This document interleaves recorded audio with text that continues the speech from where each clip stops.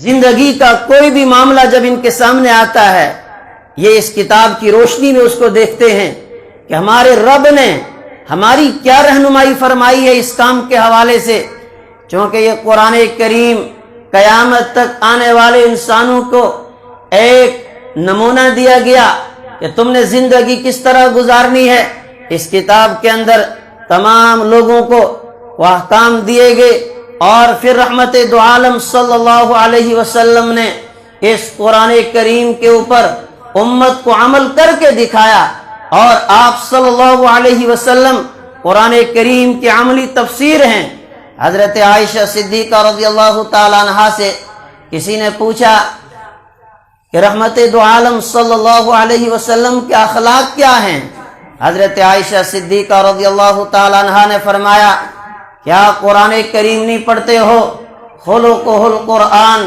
فرمایا رحمت دو عالم صلی اللہ علیہ وسلم کے اخلاق تو پورا قرآن بھرا پڑا ہے، جو کچھ قرآن کریم کے اندر لکھا ہوا ہے رحمت دو عالم صلی اللہ علیہ وسلم کی عملی زندگی اس طرح کی ہے کہ ایک ایک آیت کے مطابق رحمت دو عالم صلی اللہ علیہ وسلم کی جو عملی زندگی ہے وہ آپ صلی اللہ علیہ وسلم نے امت کے سامنے گزاری، اور قیامت تک کے لیے اعلان آ گیا، لَقَدْ كَانَ لَكُمْ فِي رَسُولِ اللَّهِ أُسْوَةٌ حَسَنَةٌ کہ لوگو تمہارے لیے زندگی گزارنے کے ایک بہترین نمونہ ہوا ہے رحمت دو عالم صلی اللہ علیہ وسلم کی ذات اقدس۔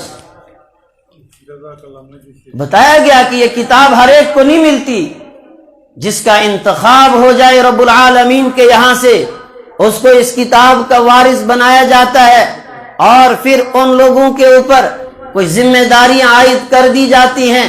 اور فرمایا کہ اگر دنیا کے اندر کوئی نعمت ہے جس پر خوشی کا اظہار کرنا چاہیے، جس پر آدمی نے خوش ہونا ہے، خوشیاں منانی ہیں، وہ یہی قرآن کریم ہے۔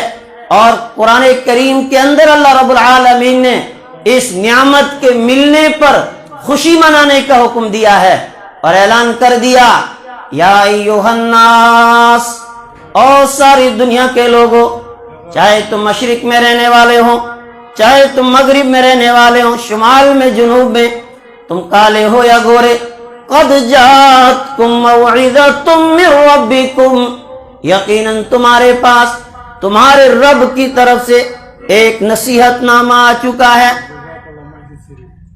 تمہارے رب نے تمہارے لیے ایک نصیحت نامہ بھیجا ہے، موعظۃ من ربکم وشفاء لما فی الصدور۔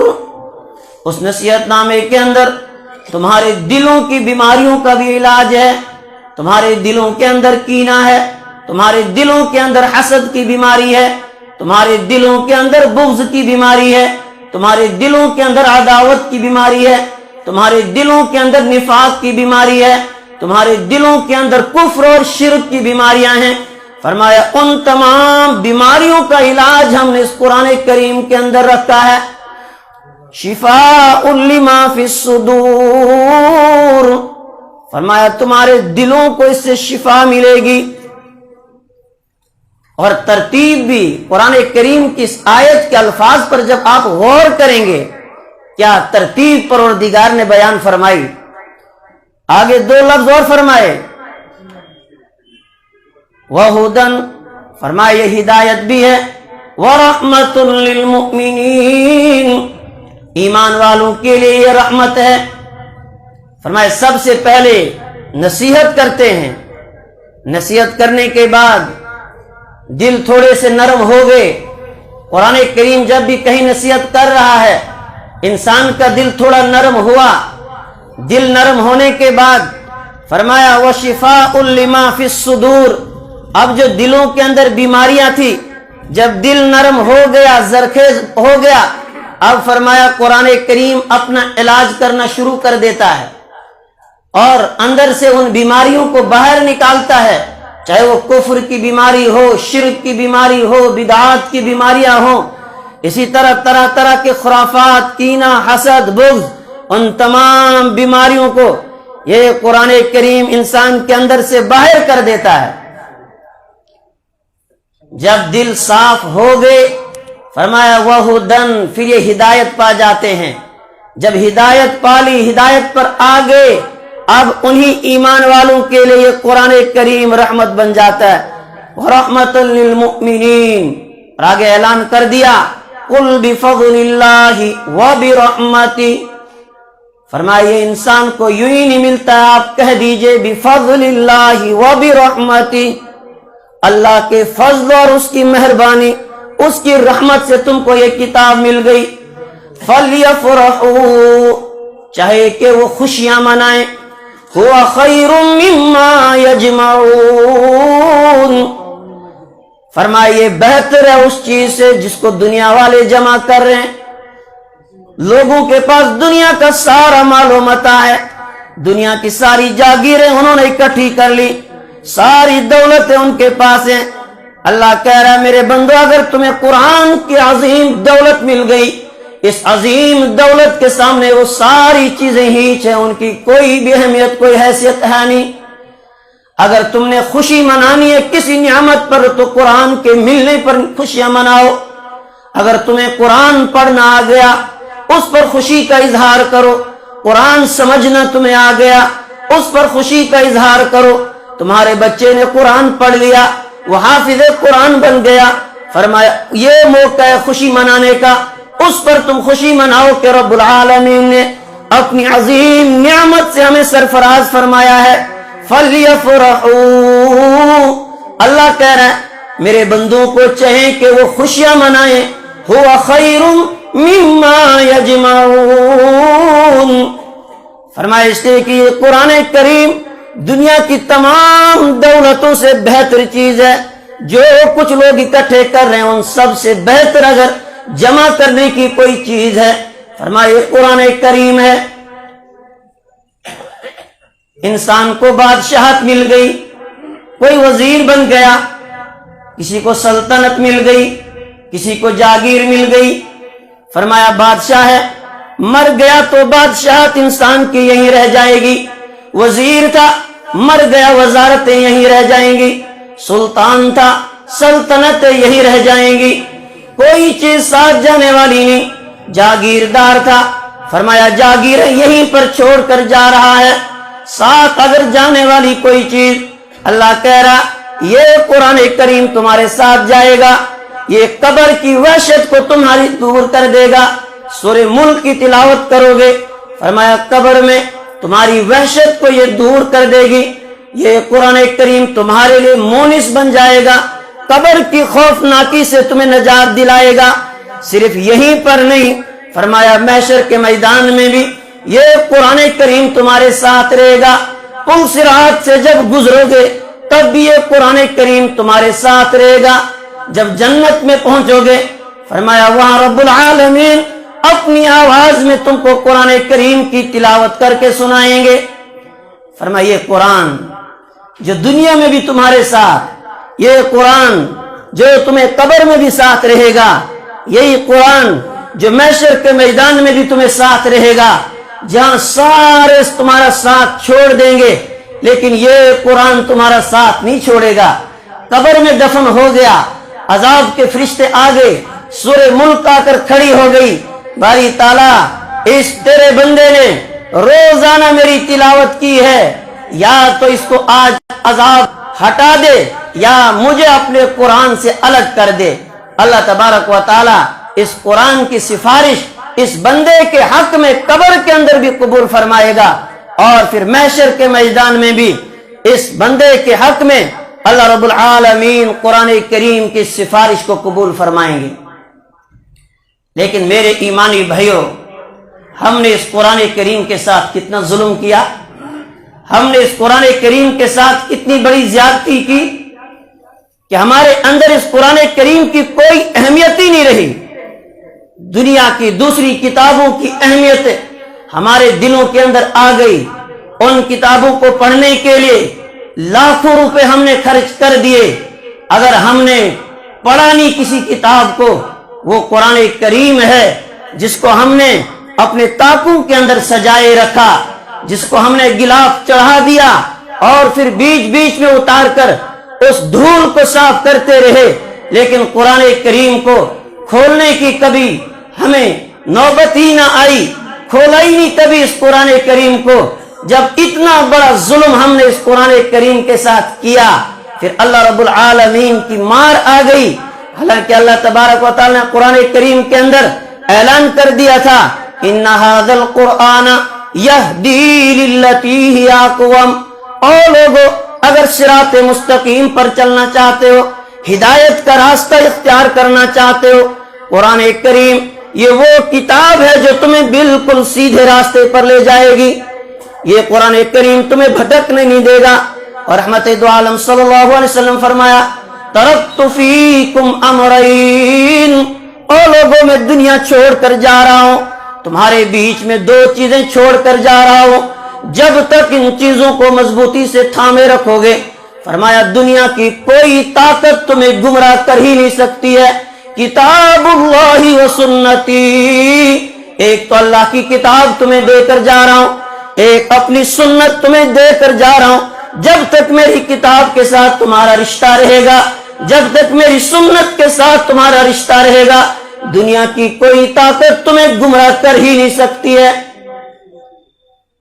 اتنی بڑی دولت، اتنی بڑی نعمت مسلمانوں کے پاس ہونے کے باوجود مسلمان زوال کی طرف کیوں جا رہا ہے؟ مسلمان پستی کی طرف کیوں جا رہا ہے؟ میرے اور آپ کے آقا رحمت دو عالم صلی اللہ علیہ وسلم نے فرمایا، حضرت علی رضی اللہ تعالیٰ عنہ راوی ہیں، کہتے سمعت رسول اللہ صلی اللہ علیہ وسلم یقول، اللہ کے محبوب صلی اللہ علیہ وسلم کو فرماتے ہوئے سنا، ستکون فتنۃ، ان قریب فتنے رونما ہو جائیں گے۔ جب آپ نے یہ بات فرمائی، اگر ہم جیسا کوئی ہوتا، ہم یہ پوچھتے یا رسول اللہ کب وہ فتنہ رونما ہوگا، کیسے وہ رونما ہوگا؟ صحابہ نے یہ سوال نہیں کیا کہ وہ فتنہ کب رونما ہوگا، بلکہ صحابہ کی فکر آپ دیکھیں، سوال فوراً یہ ہوا، مل مخرج یا رسول اللہ، اے اللہ کے رسول صلی اللہ علیہ وسلم، اس فتنے سے نکلنے کا راستہ کیا ہے، وہ راستہ ہمیں بتاؤ۔ یہ نہیں پوچھا کب آئے گا، کیسے، نہ، اگر وہ فتنہ آ گیا، فتنوں کے اس دور میں بچنے کا راستہ میں بتاؤ، ہم کس طرح ان فتنوں سے بچیں گے۔ اللہ کے محبوب صلی اللہ علیہ وسلم نے فرمایا، کتاب اللہ، وہ اللہ کی کتاب ہے، جب تک اس کتاب کے ساتھ تم جڑے رہو گے تم اس فتنے سے محفوظ رہو گے۔ فرمایا اس لیے کہ انہ نبأ ما قبلکم وخبر ما بعدکم، اس لیے کہ اس میں جو آگے حالات پیش آنے والے ہیں وہ خبریں بھی اس میں بتائی گئی ہیں، اور جو کچھ پچھلی قوموں کے ساتھ ہوا ہے فرمایا وہ واقعات بھی اس میں بتائے گئے ہیں کہ ان کی ہلاکت کیوں ہوئی تھی، وہ اسباب اس قرآن کے اندر بتائے گئے، اور آگے ہونا کیا کیا ہے وہ بھی اس قرآن کریم کے اندر تمہیں بتایا گیا۔ وحکم ما بینکم، آپس میں کوئی معاملہ پیش آ جائے، فرمایا فیصلے کے لیے یہ کتاب تمہارے لیے کافی ہے۔ هو الفصل، فرمایا یہ قول فیصل ہے، لیس بالہزل، فرمایا اس میں کوئی فضول بات نہیں ہے۔ وہو حبل اللہ المتین، فرمایا یہ اللہ کی مضبوط رسی ہے۔ آگے فرمایا من ترکہ من جبار، فرمایا جس کسی ظالم و جابر نے اس کتاب کو چھوڑ دیا، فقد عصمہ اللہ، فرمایا اللہ تعالیٰ اس کو توڑ کے رکھ دے گا۔ ومن ابتغى الہدی فی غیرہ، جس نے قرآن کریم کو چھوڑ کر کسی اور چیز میں ہدایت تلاش کر لی، کوئی اور راستہ اختیار کر لیا، اضلہ اللہ، فرمایا اللہ تبارک و تعالیٰ اس کو گمراہ کر دے گا۔ اس لیے کہ صراط مستقیم پر قائم رہنے کے لیے یہ واحد کتاب جس کو اللہ کے نبی صلی اللہ علیہ وسلم نے فرمایا هو حبل اللہ المتین، یہ اللہ کی مضبوط رسی ہے، وہو ذکر الحکیم، اور یہ محکم نصیحت ہے۔ اور آگے فرمایا وہو الصراط المستقیم، فرمایا یہی صراط مستقیم ہے۔ جب تک تم اس کتاب کے ساتھ جڑے رہو گے، رحمت دو عالم صلی اللہ علیہ وسلم نے فرمایا ان اللہ یرفع بہذا الکتاب اقواما وَيَضَعُ بِهِ آخرین، فرمایا اللہ رب العالمین اس کتاب کے ذریعے سے بہتوں کو عروج عطا کرتا ہے، اور بہت سارے لوگوں کو پستی اور ذلت کے اندر ڈال دیتا ہے۔ یہ قرآن کریم ایک سرچشمہ ہے، اس سے جو مانگو گے یہ قرآن کریم آپ کو وہ دے گا۔ سمندر کے کنارے جا کر آدمی سمندر سے پانی کی 2 بوندیں مانگے، وہ سمندر تو دریا بہانے کے لیے بھی تیار ہے، اور ہم نے اس قرآن سے کیا لیا؟ ہم نے اس قرآن سے صرف جھاڑ پھونک کروائے، ہم نے اس قرآن سے صرف کوئی مر گیا ایصال ثواب کے لیے بخشوا دیا، گھر میں خیر و برکت کے لیے اس کو پڑھوا دیا، بچے کو کچھ ہوا اس کو دم کروا دیا، تعویذ گلے کے اندر لکھوا کے لٹکا دیے۔ لیکن جس مقصد کے لیے رب العالمین نے اس قرآن کو اتارا تھا اس مقصد کو ہم بھول گئے، نہ اس قرآن کو پڑھا، نہ اس قرآن کو سمجھا، نہ اس قرآن کے اوپر عمل کیا۔ میرے اور آپ کے آقا رحمت دو عالم صلی اللہ علیہ وسلم جب کل قیامت کے دن رب کی عدالت میں ہوں گے، جہاں ہر انسان نفسی نفسی کے عالم میں ہوگا اور شفاعت کی امید صرف ایک ہی ذات سے ہوگی، وہ ہے رحمت دو عالم صلی اللہ علیہ وسلم۔ اللہ کے محبوب صلی اللہ علیہ وسلم بھی اپنی امت کے خلاف اللہ کی عدالت میں ایک مقدمہ دائر کریں گے۔ اللہ کے محبوب صلی اللہ علیہ وسلم یہ نہیں فرمائیں گے اللہ آپ کے ان بندوں نے، میرے ان امتیوں نے میرے اوپر پتھر برسائے، انہوں نے میری راہ میں کانٹے بچھائے، انہوں نے میرے چہرے پر تھوکا، انہوں نے مجھے گالیاں دی۔ نہیں، بلکہ مقدمہ جو دائر ہوگا وہ مقدمہ یہ ہے، قرآن نے اس مقدمے کو بیان کیا، وقال الرسول یا ربی ان قوم اتخذوا هذا القرآن مہجورا۔ اللہ یہ ہے تیرے بندے، یہ میری امت ہے جنہوں نے تیرے قرآن کو چھوڑ دیا تھا، جنہوں نے تیرے قرآن کو پسے پشت ڈال دیا۔ صبح اٹھ کے میگزینیں انہوں نے پڑھی، اخبار انہوں نے پڑھے، موبائل پر طرح طرح کی چیزیں یہ دیکھتے رہے، لیکن تیرے قرآن کو پڑھنے کی فرصت انہیں نہیں تھی، تیرے قرآن کو سننے کی فرصت انہیں نہیں تھی، تیرے قرآن کو سمجھنے کی فرصت انہیں نہیں تھی۔ میرے ایمانی بھائیوں، اب آپ بتاؤ جہاں مقدمہ دائر کرنے والے اللہ کے حبیب ہوں، آپ بتائیں وہاں انسان کیسے بچ سکتا ہے؟ کیا جواب ہم دیں گے کل اللہ کی عدالت میں جب پوچھا جائے گا میں نے تم کو قرآن جیسی عظیم نعمت عطا فرمائی تھی، بتاؤ کیا حق تم نے اس نعمت کا ادا کیا؟ آپ اپنے سینوں پر ہاتھ رکھ کر سوچیں، آج قرآن کریم کے ساتھ ہم کتنی ناانصافی کر رہے ہیں۔ شیخ الہند مولانا محمود الحسن دیوبندی رحمت اللہ علیہ مالٹا جیل سے جب واپس آئے، دارالعلوم دیوبند میں پہنچے، علماء کرام کا ایک جم غفیر سامنے تھا، اور آ کر کہنے لگے جیل جانے کے بعد 2 باتیں مجھے سمجھ آئی کہ ہماری جو ملت امت مسلمہ جو تنزلی کی شکار ہے، یہ کیوں شکار ہے؟ کا ایک پہلی چیز قرآن کریم کو ہم نے چھوڑ دیا، اور دوسرا کہ ہم جو آپس مسلکی اختلافات کے شکار ہو گئے، آپس خانہ جنگی میں جو ہم پڑ گئے۔ مفتی شفیع عثمانی صاحب نے اسی کی آگے وضاحت کرتے ہوئے لکھا کہ یہ 2 چیزیں الگ نہیں ہیں بلکہ یہ ایک ہی چیز ہے، کہ مسلکی اختلافات اور آپسی انتشار جو فرقے تب بنے جب ہم نے قرآن کو چھوڑ دیا۔ اگر ہم قرآن سے جڑے رہے ہوتے تو نوبت یہاں تک نہ پہنچتی، پھر فرقے نہ بنتے، اس لیے کہ جب ان ممبروں سے کتے اور بلیوں اور چوہوں کی کہانیاں لوگوں کو سنائی جانے لگی، جب من گھڑت قصے بیان کرنے لگے، اور پھر امت کے اندر انتشار آ گیا، امت فرقوں میں بٹ گئی، خانہ جنگی کی شکار ہو گئی، اور آج ہمارا حال یہ ہے کہ ہم تنزلی کی طرف جا رہے ہیں۔ میرے نوجوان ساتھیوں، آج بھی ہمیں عروج ملے گا، قرآن آج وہی ہمارے پاس ہے، لیکن ضرورت اس چیز کی ہے کہ ہم اس قرآن کو اپنے سینے سے لگائیں، ہم اس قرآن کریم کو اپنے سامنے رکھیں، اس قرآن کریم کو ہم پڑھیں، اپنے بچوں کو قرآن کی تعلیم دو۔ خدا کی قسم دنیا چھوڑ جاؤ گے یہ سب کچھ یہی رہ جائے گا۔ بچے کو قرآن پڑھایا ہوگا، وہ بچہ آپ کے لیے قرآن کریم پڑھ کے جب ٹوٹے دل کے ساتھ ایصال ثواب کرے گا، تب تک آپ دوسروں کو لا کر پڑھوائیں گے، وہ اس درد دل سے نہیں پڑھیں گے جس درد دل کے ساتھ آپ کا اپنا بچہ پڑھے گا۔ دوسرا آئے گا، وقتی طور پہ ایک دن اس نے پڑھ لیا، لیکن جس درد کے ساتھ آپ کی اولاد پڑے گی دوسرا نہیں پڑے گا. اس قرآن کو سمجھو، جو مقصد اس کا ہے ہدی للناس، یہ قرآن کریم ہدایت کا سرچشمہ ہے. آؤ آج بھی ہم اس قرآن کو سینے سے لگائیں، اور کوئی راستہ نہیں بچا ہے اب ہمارے پاس اپنے ایمان کو بچانے کے لیے. اگر ایمان بچانا چاہتے ہو فتنوں کے اس دور میں، پھر رحمت دو عالم صلی اللہ علیہ وسلم کے اس فرمان پر عمل کر لو کہ یہ ہوا حبل اللہ المتین، اللہ کی یہ مضبوط رسی ہے. وَاعْتَصِمُوا بِحَبْلِ اللَّهِ جَمِيعًا، آؤ اللہ کی رسی کو مضبوطی کے ساتھ تھام لو. ایمان محفوظ رہے گا، دنیا بھی سنورے گی، آخرت بھی سنور جائے گی. اللہ رب العالمین ہم سب کو قرآن کریم کی عظمت نصیب فرمائے. وآخر دعوانا ان الحمد للہ رب العالمین.